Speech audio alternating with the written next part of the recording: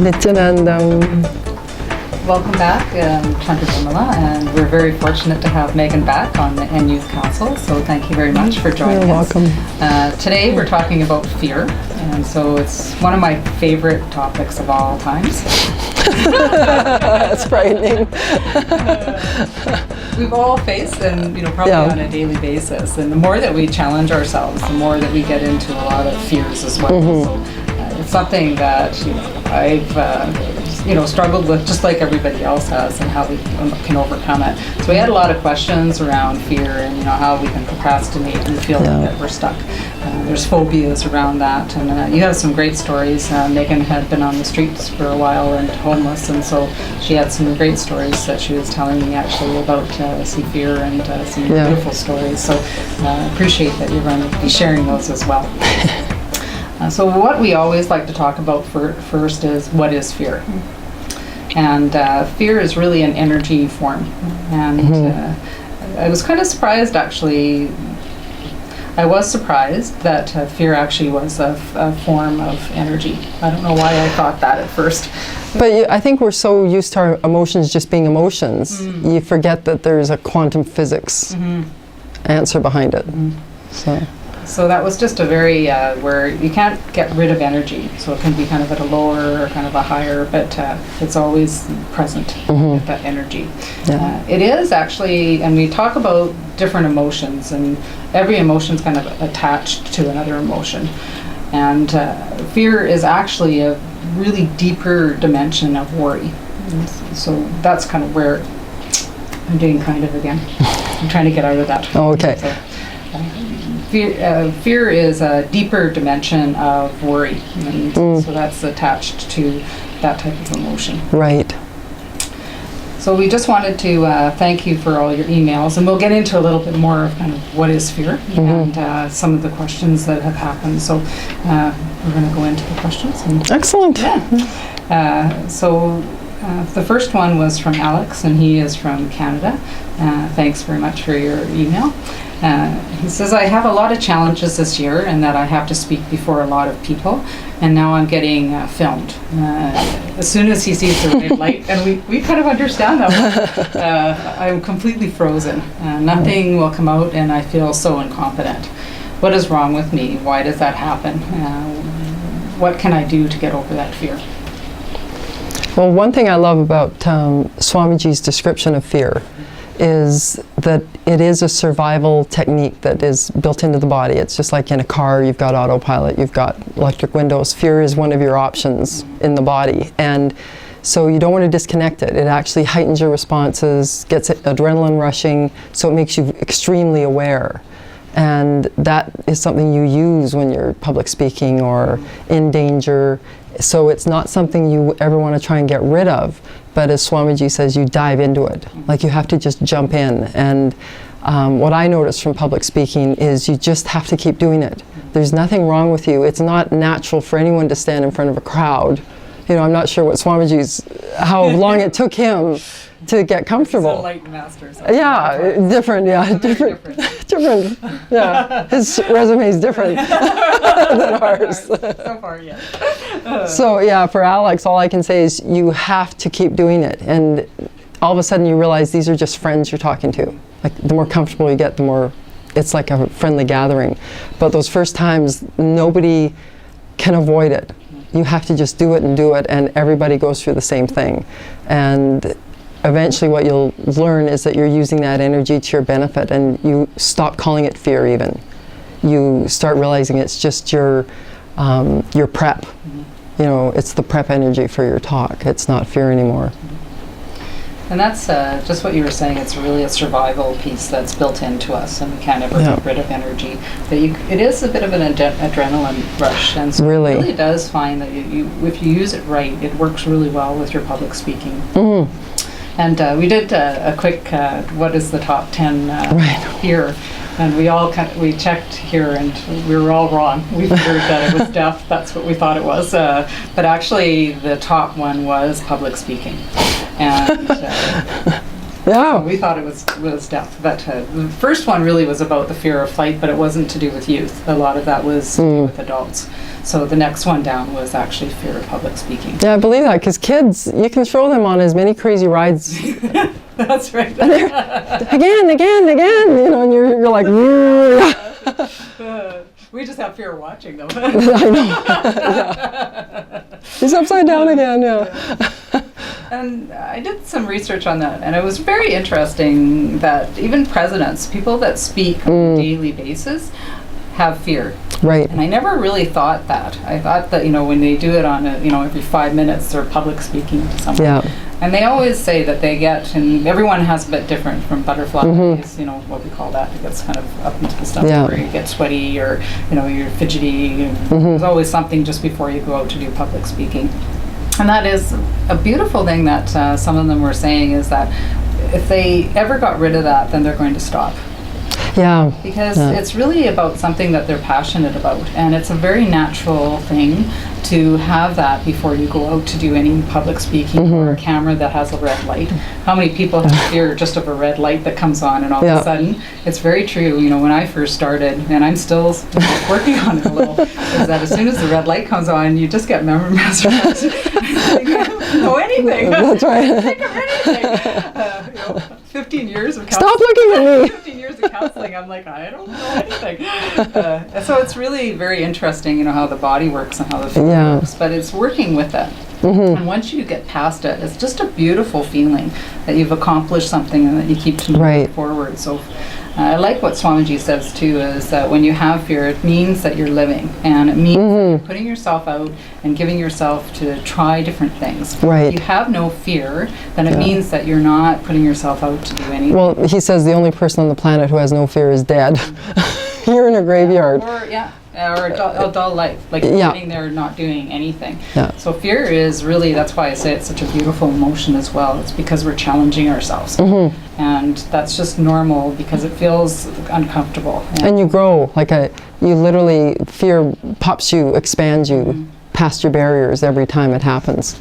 And I had to look for myself, you know, it's a new position for me, and I'm learning quite a lot as well. And, you know, like I said, I've had probably 15 years or more of different counseling, and it's like, why have I all of a sudden had no thought I can't do anything?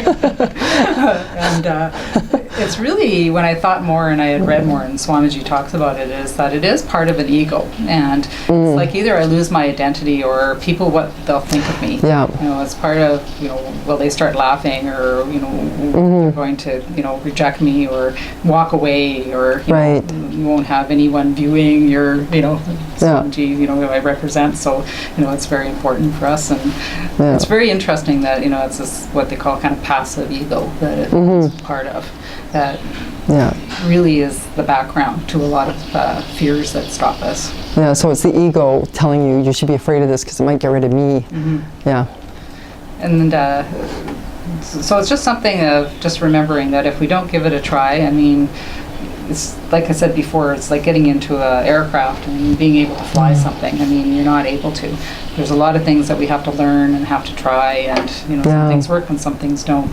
So it's really putting ourselves out and not procrastinating and just moving forward and giving it a try. And then we'll find out if, you know, I need to improve here and there. And I mean, you know, for ours, you know, we've been doing a lot of, you know, practicing and taping, or trying different things to improve different areas, and everyone does, you know. I don't think you see that. You think that you see, you know, people coming out and speaking beautifully, but you don't see how much practice or how much time that they put into it, or how long they procrastinated before they did it. When I was getting ready to shoot my first film, I was scared to death, and I was writing the memoir for a famous artist at the same time, and he had survived 3 concentration camps during the war. And after the war in Yugoslavia, during World War II, he was then imprisoned because he refused to become communist. So he had been through everything, you know, life-threatening, starved for years. And he's watching me all in a knot about making a film, and he's just watching me, and he went, "What's the worst that can happen?"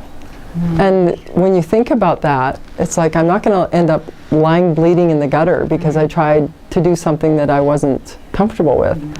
And that pushed me through. You know, just that simple question, what's the worst that could happen? You know, and I think, you know, unless you're bungee jumping or jumping out of an airplane, one you might want to think twice. But really, if you ask yourself that question, you know, public speaking, what's the worst that could happen? You know, you're not going to die. No. You'll still have friends after. Yeah. So it's really, and bravo to you to get out and do it. Good for you that you're trying this. It's lots of challenges. Excellent.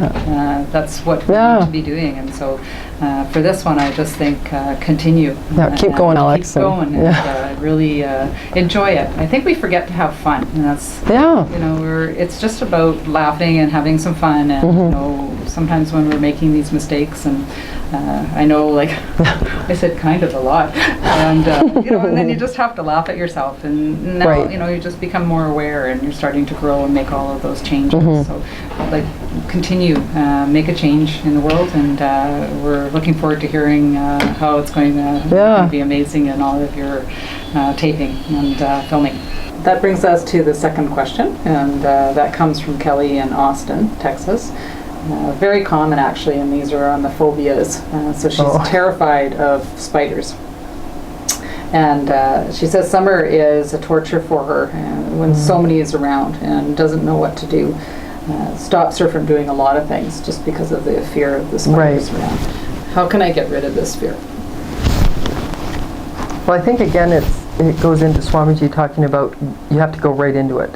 And you have to go into it intensely. And it's almost like it's a button, like an emergency button.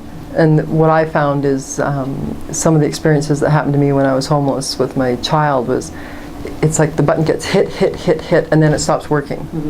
And so you have to just jump in. You have to let that fear happen and wallow in it. You have to feel that rush and the shaking and, you know, the weeping or whatever has to happen. And then after you do that a couple times, it stops. Like you literally can't operate at that level for very long. So, you know, she literally might have to just sit in a room and stare at a spider and watch him walk around, maybe give him a name, you know, and pretend it's a cat, you know, and just realize it's a creature. It's just a creature.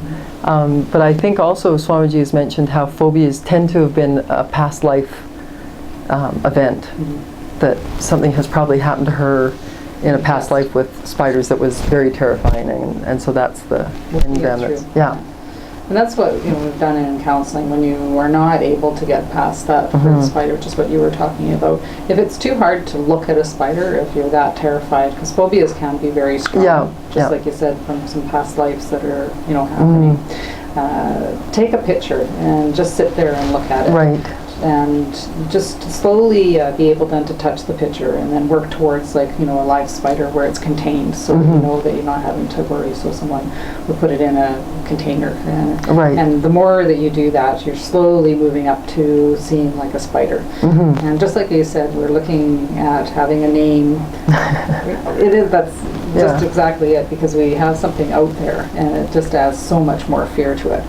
If you have a little bit of fun with it and be able to have kind of a pet name to it, you start to work out through those phobias, and they are very natural. Most people have fears. It's just that sometimes the phobias get a little bit big, and then that stops us through life. I had claustrophobia for quite a lot of years until I came to see Swamiji. And hear that. That any closed claustrophobia is closed areas.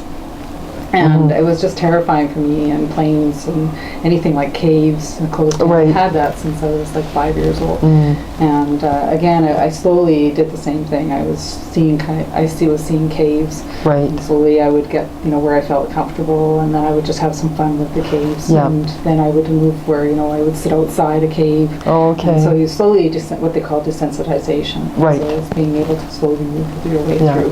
And a real awareness, just being able to step back and just go through it, like you said. Because what happens is when we're saying we're fearful, I shouldn't be fearful, I shouldn't be fearful. Really what happens in the Swamiji talks, it just brings it bigger. You know, the struggle becomes a struggle. And it gets more intensified. And that just adds more actual fear and phobias around that. So it's okay, just say I have that fear, and then slowly work through that with some of the, you know, tips that we've talked about, and that phobia will slowly go away. Actually, there was a hilarious bit helping kids with that in one of the Harry Potter movies. J.K. Rowling had this one class where I think the spell was ridiculosis or something, and so this box would manifest whatever your fear was. So each kid had to stand in front of the box, and then, out would come a spider in one case, and then they do the spell ridiculosa, and the girl who was afraid of spiders, it was a giant spider, and all of a sudden it was on roller skates and it flopped around and fell, and everyone laughed. So each fear became something hilarious, and I think it's a great lesson for all of us. Oh, that's excellent. Yeah, it was very funny. That's what I'm with it. Yeah. So we're going to get into our next question. Okay. So again, if we don't answer, or things are not very clear, or you have some other great suggestions that other people have done, please write into us, because it's great to hear from you. So the next question was from Niran from India, and his fear is so sudden that it comes and it goes really fast. Tries to be aware, that we had talked about in other shows, but it's too fast, and so we can't even look at it or be aware when it does happen. So he wants to know when those sudden fear, like why that happens and what that's about. Right. And Swamiji talks about fear strokes. Yeah. And that's just a really natural, again, it's part of our being, of being able to have that fight-flight. Right. That's being able to survive. And so that is really true, and those are the things that, somebody comes up behind you, and, you have those immediate strokes, or somebody, you've forgotten, did I lock the door, or all of a sudden the date is, you're thinking what the date is, and is it exam day today? Right. So you have those immediate, fear strokes, and then all of a sudden, they're gone. Yeah. And he says we probably have at least 6 a day. But that really does affect our immune system. So if we're ending up having a lot of them, it's something, again, to look after you've completed them, especially if it's the same type of fear stroke that you're having, is around awareness around that, and trying to be able to be prepared a little bit ahead of time if that is something. I used to have that. I don't know why it was about locking my door.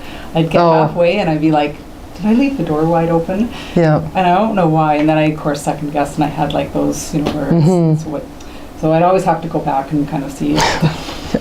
But then I knew, I had the same one, so I would always do a double check. Before I went, I was very conscious. I said, I'm walking to the door, I'm locking the door. When you say that actually to yourself, when there's specific types of fear stroke, then it does come into your consciousness. Right. And then you're able to because you've said it out loud, or I've unplugged the iron, or you've done something, with your books, or I've checked the day today, I've looked on my computer, and this is what the day is, and no, I don't have an exam. But there are common ones that happen when someone comes up behind you, or those common. But it's interesting because Swamiji talks about having a mature nervous system, and what he's got all of us at the ashram doing right now is the yoga. And I've noticed that anyone who is in good physical shape has a stronger nervous system.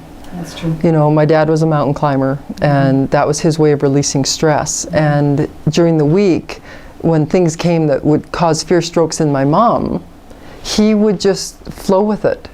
And it was literally a difference in physical conditioning. He just could handle it. And I think people who underestimate, I don't need to work out, or I don't need to be in shape, I'm a mental person, they are more susceptible to fear strokes because it's just their nervous system isn't being built the way it is built during yoga, which is what Swamiji's pushing so heavily right now, that you can't attain enlightenment if you're not working out at the same time, which, in the past, everyone just thought, I'll just go sit in a cave and meditate, or sit on the beach. The days of doing that are gone. You really do have to have a body now that can handle emotional upsets. Otherwise, you'll never find your balance. So, and there's a very famous book, Chop Wood, Carry Water. When the troubles of the world get to you, do something physical. Chop wood, carry water. Work in a garden. That's what I used to do to release. If something was really scaring me, just doing something physical, it gets you out of your head, exhausts you, and then you sleep. It was easy to think about, being afraid because I was homeless. And luckily, there was so much walking involved in that every day, walking to do this, walking to get food, walking to, and ironically, when I slept the soundest sleeps I've ever, and I think it was because I was so aware and so in the moment in my life that existence gave me a break. When it was time to sleep, there was no nightmares. Whereas when I was safer and in society and had a place and had the stuff, I would have nightmares of fears. So I think when you're living in very much in the present, that fear does go away. And it keeps you very grounded. Yes. So that's very true. You know, the more that you build that up, and combine it with some meditation. Where Right. Because I've really noticed, like even through my work, you know, when I didn't meditate or I hadn't worked through yoga, you know, I was a lot more on edge. Right. And so things would kind of affect me. Right. Because I felt that I wasn't grounded. But when, you know, I did the meditation in the morning and I did the yoga in the morning, I really did feel so much more grounded and everything was in succinct. So when I did go out, you know, things that were the same that happened, I had this calmness about it. Right. So it was stepping out and I was looking in and I didn't really pulled into that type of emotion. Nice. And I didn't have that fear. So, you know, that's a great point. So, and there were some things, Megan, that I really appreciate you talking about, you know, the time that you were like homeless, and you know, there was probably a lot of fear situations that came up. And I think the story that you were telling me about Dan. I think, you know, that couples into a lot of what we were talking about in communication. And we have a lot of young people that are writing in of fear of bullies or people that, you know, have a presence and they just feel weak or small around them. And so when we were talking, I really felt that it was important to share that story because I think it's really beneficial for young people to hear that, and then we'll talk a bit more about it. So. Well, and I think it was one of the most profound stories I'd heard as an example of how you react to a situation, you know, and how you can change your reality. Do you have a victim mentality, or are you going to be in charge of your life? And this friend of mine, Dan, when I met him, he was already a massage therapist, but he finally confided in me that he had been a drug runner. Like during the height of the cocaine trade back in the 80s, he was flying to Colombia and bringing back vast amounts of cocaine, and he was finally caught in a huge American sting operation, which means, you know, the FBI and everyone was involved, and they caught him. He was thrown in a maximum security penitentiary, which means he was in with the toughest criminals in America. And his roommate was a gigantic African-American angry man, and Dan was this sort of corporate executive white guy, you know, and they immediately hated each other. You know, they just sort of each represented what the other feared, and they were stuck in a cell, you know, 2 by 6 feet, and they had to live with each other all the time. And maybe more than 2 by 6 feet. That might have been a little tight. That's right. Small spaces. How to solve your M-grams. You know? Put you all in a little room. So they were living with each other day after day after day, an hour in the yard. That was it. And one day there was a power outage, and the whole place went black, which also meant the guards couldn't see them. The security cameras were off. Everything was off. And this man had fashioned a knife out of something, a spoon. He had managed to, you know, in shop, the big angry guy had created a knife. And so when the lights went off, he grabbed Dan by the neck and he just said, "This is your last day on the planet. Like, I am done with you." And Dan said, you know, his whole life flashed in front of his eyes. He said it was this slow motion, dee-dee-dee-dee-dee. And luckily he had studied very mystical things. Ironically, a lot of drug dealers get into mysticism and spiritual things. They don't absorb it well enough. The drug stops that from happening, but they tend to read teachings, and the teachings of a guru popped into his head. You know, existence was giving him that lifeline. And he said, "I don't believe you are this murderer." He said, "I've watched you draw, and I believe you're an artist. You know, I don't believe," you know, and in his mind he's like, "I don't believe this is my last day on earth." You know, and this big angry man just started crying like a child and dropped the knife and dropped Dan, and the lights came on and they sat and they talked for hours. And this man just poured his heart out. You know, he was a young artistic kid and got involved in a street gang, and he didn't have family, and so the gang brought him up. And your initiation is you have to kill somebody, and you know, it had led him to this position. And for this man to have spotted the artist in him was that click, as Swamiji said, it just unraveled him. And they ended up becoming friends and sort of mentoring each other. And when they both got out, and the one became a professional artist and continued to send Dan, you know, handmade greeting cards, and Dan became a healer, a massage therapist, and then got involved in Chinese medicine. So sometimes, you know, penitentiaries are an amazing grace, because they took two guys who were on exact wrong paths in life and stopped them, and gave them that opportunity to flip out of it. And you know, that's what we had been talking about when Mom Anisha was here, around communication and how we actually respond to an event. I think that we make a lot of assumptions about people, and it's really quick to make that you know, they're either got a better life, or you know, there's something else that's going on, and a lot of times they have very rough lives, and so it's stepping back and being able to turn things, like you said, around. It's amazing how that usually can touch people and help them turn around. Yeah, and usually if someone's behaving badly, there's a lot of hurt going on. And like Swamiji says, the fear is, the next step from fear is anger. You know, and so if someone's angry, what are they afraid of? You know, if you can help them with what they're afraid of, maybe they'll, you know, one example we talked about was, you know, a kid comes home late, misses curfew, and the parent just goes nuts. Why, you know, and the child is, all they're seeing is anger from its parent, not realizing that the parent was scared to death that something had happened. There'd been an accident, or the child was dead. So that anger is masking deep fear. And absolutely. And so it's being able to, again, step back and really be able to be aware of the situation. Right. That a lot of times really what fear is passive, and anger is an active. Right. And so a lot of times when that is happening, and the anger that's happening, it's that they're just active in the fear. And like I said, the fear is more the passive mode. Yeah. Thank you for sharing that. And is there any more stories? I want to share is actually Swamiji's.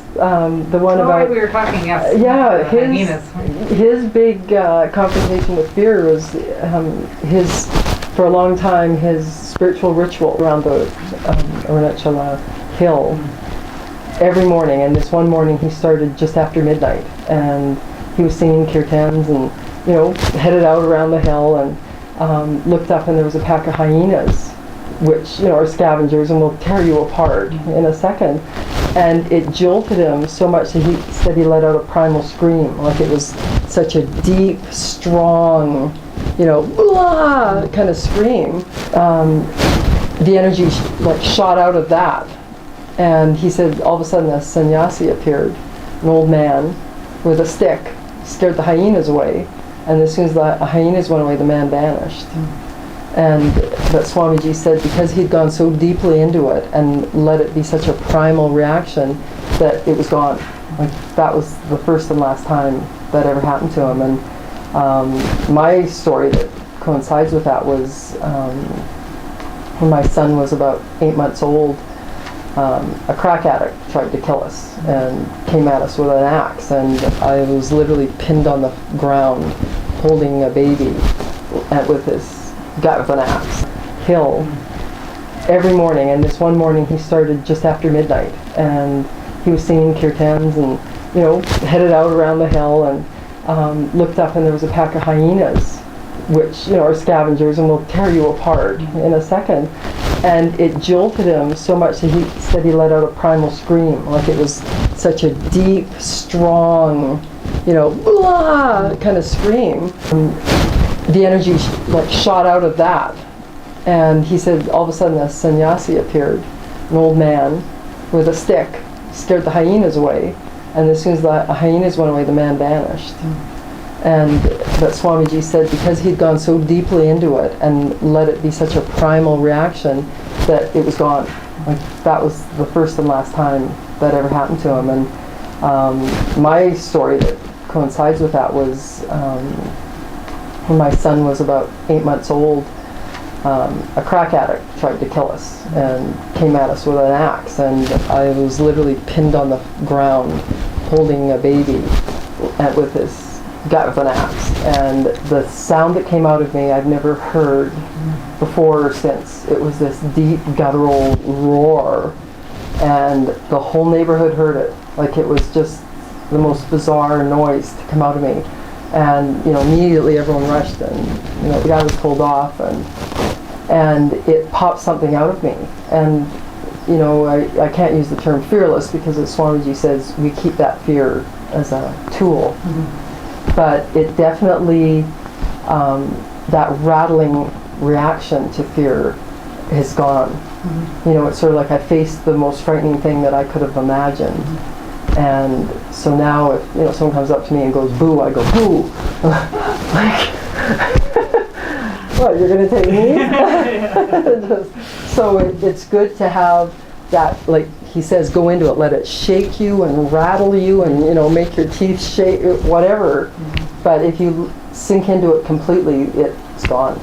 That's why I wanted to talk about it, was that we have some extreme situations, but it happens more in also just smaller situations. Yeah, modern day is smaller, But the big thing is that it's the same, that we accept that we're fearful, and there's lots of things of being aware and allowing it to go out. And, be safe when you're going to be doing it, but like I said, move it, shake it, have it come out, and be able to get it released from your body.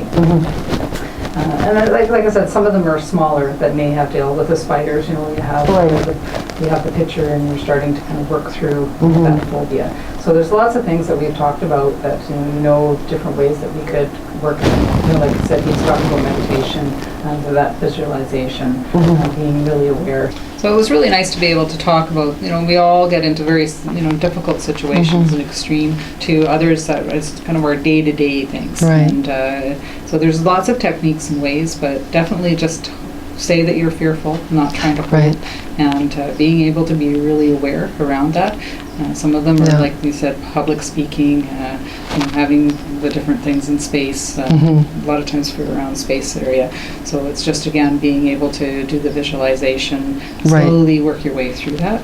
And other times around the public speaking, like we said, it's just putting yourself out there. Just stop procrastinating. It's, just do it. Because it's always like, tomorrow I'll try, tomorrow I'll try. Tomorrow is today. Give it a try. You have nothing to lose. Well, and the other thing too is existence only gives you what you're capable of handling. Like the situations that happened to me came after years of consciously deciding to confront my fears, because I was raised by a very fearful mother. And so when I was young, I just started saying, I'm going to try that. I refuse to be afraid of that. So the first things I confronted were very small. Like existence didn't throw me into the axe-wielding crackhead, when I was 10. So it only gives you what it knows you can cope with. And it's like when you're in grade 1, you get a grade 1 test. When you're in university, you get university tests. You're never given a university test in grade 1. So, whether it's fear or worry or stress, you move up in increments.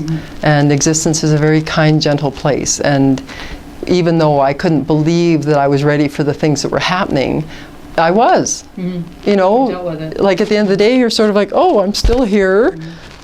Nothing happened to me. And every time that fear was right in my face, because I refused to be a victim, nothing ever happened. So it's really interesting, standing face to face with those things and watching them dissipate. Yeah. That's hopefully that helps out. And, I hope. Yeah, and again, if you have any questions or you want more information, we're really happy to answer them, and we really do appreciate all of your emails. So thank you, Megan, again, for joining us. Thank you. It's always a real pleasure. And, so thank you for sharing. My pleasure. So we'll see you on our next show. Nithyananda.